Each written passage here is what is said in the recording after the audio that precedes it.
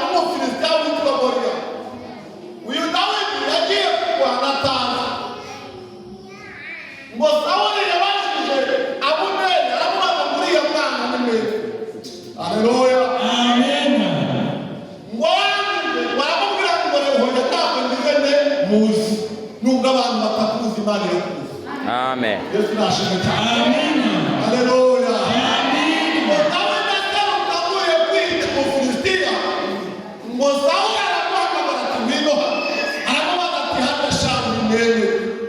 Haleluya. Amen. Haleluya. Amen. Dawidi aramubwira ngo ni mwene we Yesayi w'i Betelehemu bisobanuye imitsima. Imana ishimwe cyane. Amen. Haleluya. Haleluya. Amen. Haleluya. Haleluya. Amen. Reka twiturize dutunge mu mutima inzira z'Isiyoni. Ibindi Imana yacu ifite iyo usomye Zaburi ya 84 umurongo waho wa 5 hari amagambo avuga ngo hahirwa umuntu yifitemo imbaraga kandi hahirwa abafite mu mitima yabo inzira zijya Isiyoni.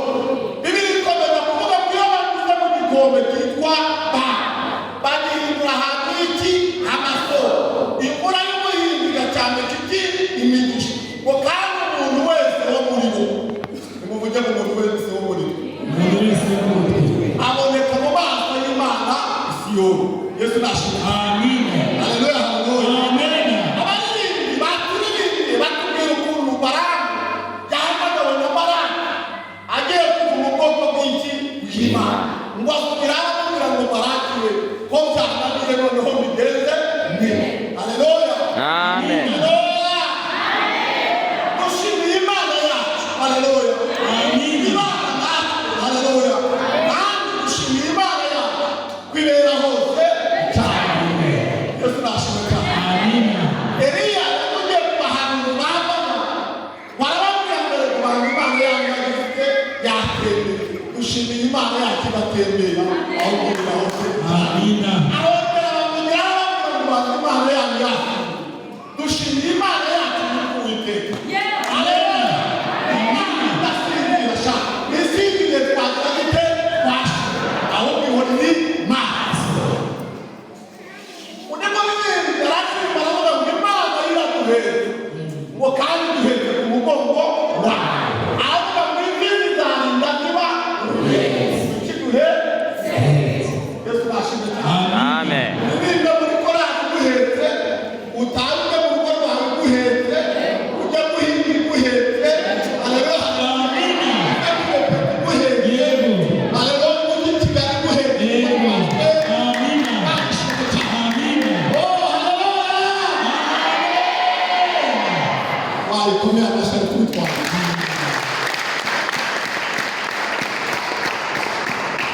Amina. Hanyuma baramubwira ngo abandi bose bazasuzugura abagore bazasuzugura bamubwira ko agomba kuza abakobwa bagatoragamo umukobwa ufite ikinyabupfura kurusha fasha. Bazanye abakobwa hazamo n'umukobwa witwa Esiteri. Uyu Esiteri yari umuyuda kandi Bibiliya ngo abayuda bafite icyo barusha abandi uko barikijwe bitasezeranijwe n'iki n'Imana. Haleluya. Amina. Amen. Iravuga ngo ubwo dukorana nayo twitonde tudahere ku muntu w'Imana kurupfusha iki Ubusa. amugeri wawe ikiganiro ubwire ngo burya dukorana nayo. Haleluya. Haleluya. Amina. Haleluya. Haleluya. Amen. Hanyuma Esiteri amaze kugera ibwami ngo abakobwa bahabwa ibyo kubarindisha, bahabwa imyambaro, bahabwa ibintu by'igisirimu, bahabwa amavuta yo kwisiga, mbese barya ibyo kurya batari basanzwe barya, ariko Esiteri ageze afata umwanya. Yesu nashimwe cyane. Amina. Haleluya. Haleluya. Amen. Aravuga ati rero ngomba kwirimbisha ariko hano umurongo ntareba. Yesu nashimwe cyane. Ntabwo ugomba gukora ibibabaza iki Imana yawe. Warangije akora ibyo agomba gukora. Abandi bambara utujipo tw'utumini waravuga ati nge singira nte sinamba ndahesha Imana yanjye iki icyubahiro kandi yaravuze ngo icyubahiro cyanjye ntizagiha undi. Haleluya. Amina.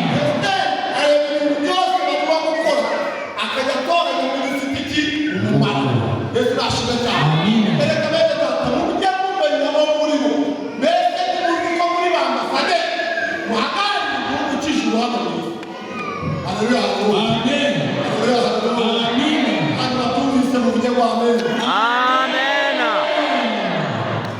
Hanyuma Esiteri bakiri aho ngaho abakobwa bataratora muzamwambika inkona yari ibashije iramwitegereza bikamwitegereza uburyo agenda bikamwitegereza uburyo avuga irangije ubona atandukanye n'abandi bakobwa burya iyo ufite imana haleluya Amina.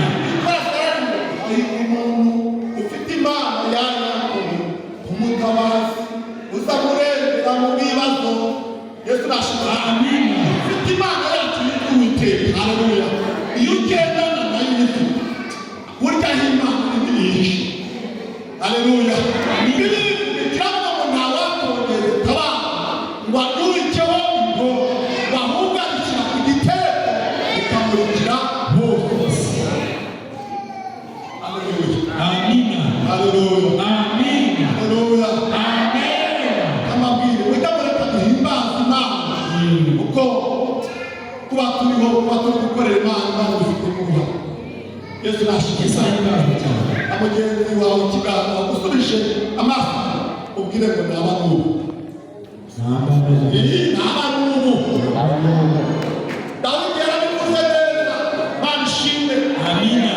mu gitabo cya mbere cya Samweli ibice byaho 17 ku murongo wa 37 abwira Sawuli aramubwira ngo Imana yanjye ko mu nzara z'ubu n'intare aramubwira ngo nshingiye uburyo nize iranangiza ku Mufilisiti utaragize ute ntacyo ubundi ni Imana yagucishije haleluya Amina. abanyarwanda ngo nibutse iminsi ya kera urambura iki amaboko ubundi ni Imana yakoze mu gihe cyatambutse biduha imbaraga zo gusuzugura ibikomeye tugifunga Amina. haleluya haleluya Amina. ibintu Imana yakoze imisozi yarituye mu gihe cyashize bituma tugwiza imbaraga bigatuma dusuzugura imisozi ikuriye Yego. haleluya Amina. haleluya Amina. barishimye cyane hanyuma rero abakobwa baza kugera igihe bajya kumurika imbere y'iki y'umwami abakobwa bose batangira kugenda habura ko n'umwami agira ate atoranye ariko igihe cya Esiteri kigeze Imana ishimwe cyane Amen. dushimira Imana igira igihe cyabo abantu bagira igihe cyabo ariko Imana igira igihe cyabo kandi igihe cy'Imana iyo kigeze utaraguhaye ijambo arariguha Yego. igihe cy'Imana iyo kigeze utaraguhaye agaciro aguhereza iki Agaciro. igihe cy'Imana iyo kigeze abumvaga utavuga ngo batege amatwi batega amatwi Yesu nashimwe cyane Amina. haleluya haleluya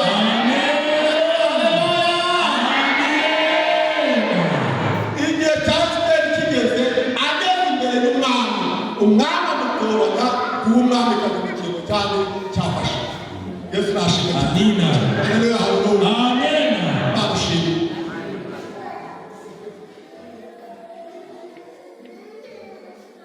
Esiteri umwamikazi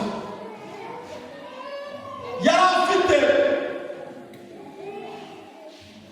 umugabo wamureze witwa Morodekayi wo kwa se wabo